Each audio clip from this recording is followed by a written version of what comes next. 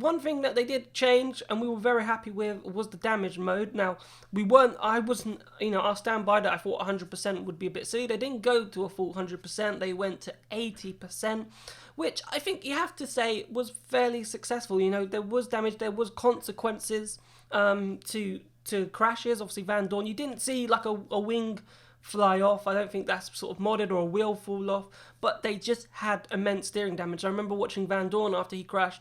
He did extremely well because, he was racing pretty much like that on a straight line, and he was able to really hustle that car and challenge Robin Freins in fourth for fourth place.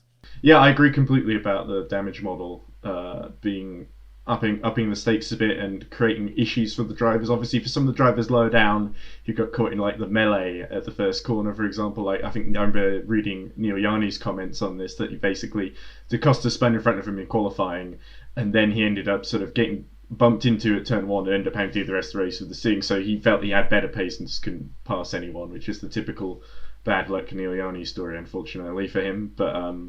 But yeah, it made things a bit more interesting. We never saw wings or wheels fall off, I thought, which is probably good because it meant everyone was still going. We did see in, I think, the Sim Racers race, a Mercedes flip at the start, which I think was Archie Hamilton, if I remember correctly. So that was a little. I think that was more of an R factor physics thing. But apart from that, yeah, I think it was better. I think if Van Dorn had made that mistake in real life at the chicane, he would have been out of the race, no question. So it was good at least to be able to see him continue.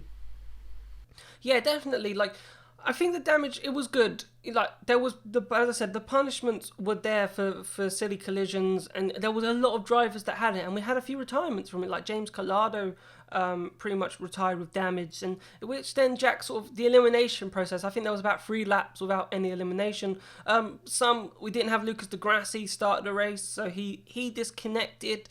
Then we had John Verner apparently disconnect, and he was in the top 4. We had Collado retiring from damage, and I think 1 or 2 others retired from damage as well. So for about 3-4 laps, there wasn't actually any need for the elimination process, which was part of the problem by upping the damage, which we said if you up that, there is a chance you're not actually going to use this elimination thing, and we won't reference it. Yeah, that was something that confused me halfway through the race when there were 3 or 4 laps where Antonio Felix da Costa was still at the back of the field and wasn't getting eliminated. But yeah, that's because of Jev disconnecting and a few other things along the way. Obviously, if there is the chance to crash, there is a bigger chance that you won't need the elimination format. This is one of the things that we kind of discussed last week, in that there should probably be a few more laps before the elimination starts, and if they extend the race to make it a 20-25 minute race instead of just 15 laps. If they run at 250, then they might have some energy saving to do, and then on top of that, we will have a bit longer to go to the elimination format, which means that if there are incidents in the first couple of laps, it means that the elimination format will start a little bit later, and it means that there's less chance of this like 3-lap gap between people being eliminated happening. And I think this goes straight, for me, it goes back to the coverage, because you need to be aware. Like, James Collado's crash from retired, tell us why. Like, what did he do? How did he crash out? Just give us something to say, oh look, he's crashed out, therefore and the commentators, I feel for them because they're just commentating on what they can see, right? And sometimes what they can see is actually not that interesting, and there might have been something interesting going on, or they've missed something that was interesting. So I can't fault Jack Nicholls and Dario Franchitti at all, and it's not dig at them whatsoever. It's just stuff to improve. But for me, it goes back to the coverage, because they don't know who's being eliminated. They need to be told by the person who, if you're watching the streams, for example, the person was telling them, okay, Antonio Felix da Costa has been eliminated.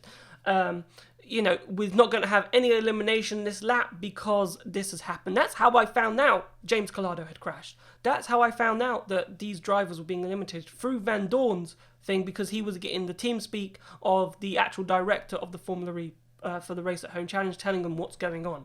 So that was great for me, because then I could feed that out to everybody else.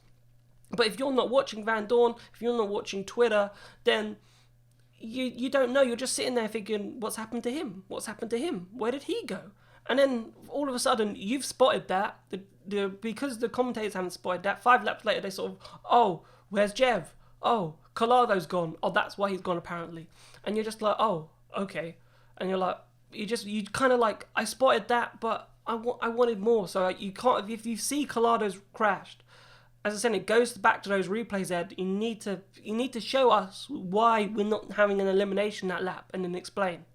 Yeah, exactly. And I guess me and Pico have been in the exact same position as Jack and Daria, where we're just watching the screen. We can only see what other people see on the screen, and the timing screens as well. So we see someone dropping down the timing screens. If it's not shown on screen, we can only really speculate as to why they may have retired. So yeah, that's even without factoring in like the elimination format that we now have, like you say. And I agree with what you were saying about in terms of it all just goes back to the broadcast. And I remember in the sim races race, it was all focused on the action at the front. There was a great lead battle, which Josh Rogers just passed Peter Brojack for the lead at the end, which was quite exciting. But we didn't really see any of the elimination going on. I think they cut back once or twice.